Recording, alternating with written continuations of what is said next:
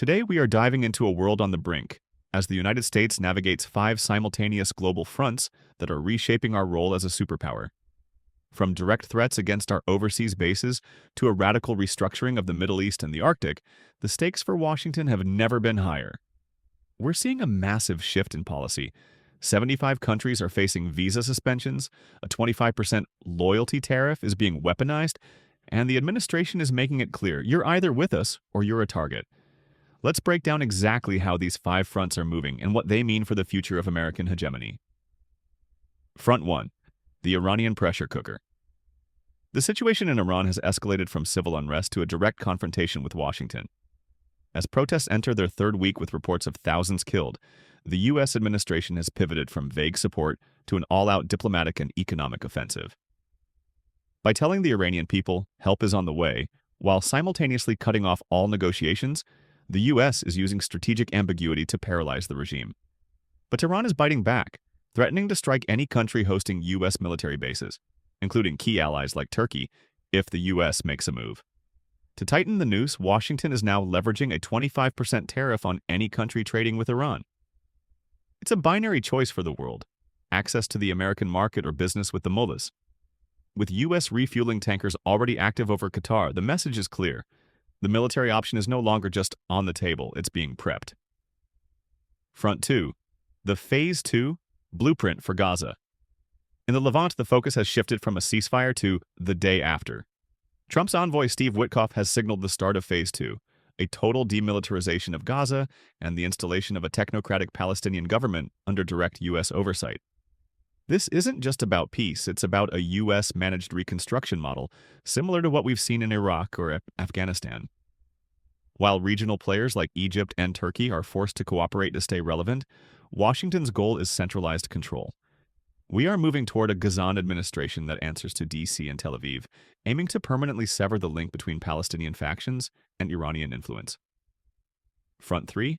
The Syrian power vacuum and the Kurdish shield. The fall of the old guard in Damascus hasn't brought stability. It has created a battlefield of militias.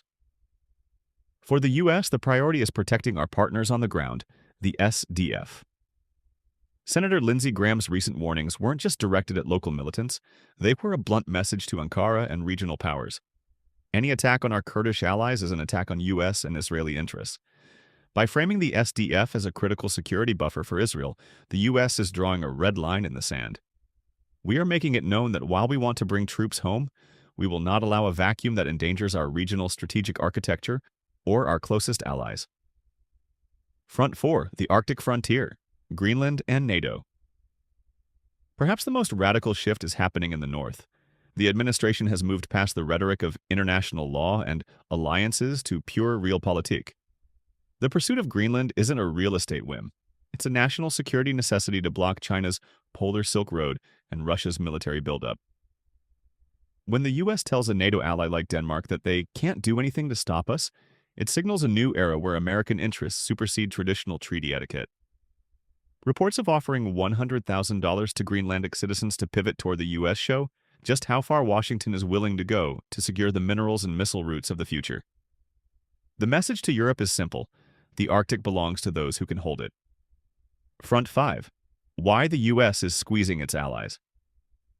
Finally, we have to look at why the U.S. is putting even its partners like Turkey in a waiting room status.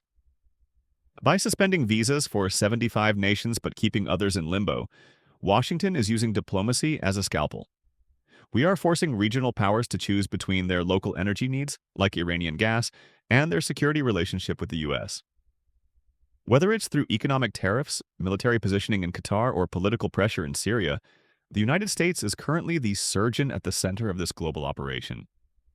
We aren't just reacting to crises. We are actively dismantling the old status quo to build a world that prioritizes American security and economic dominance above all else.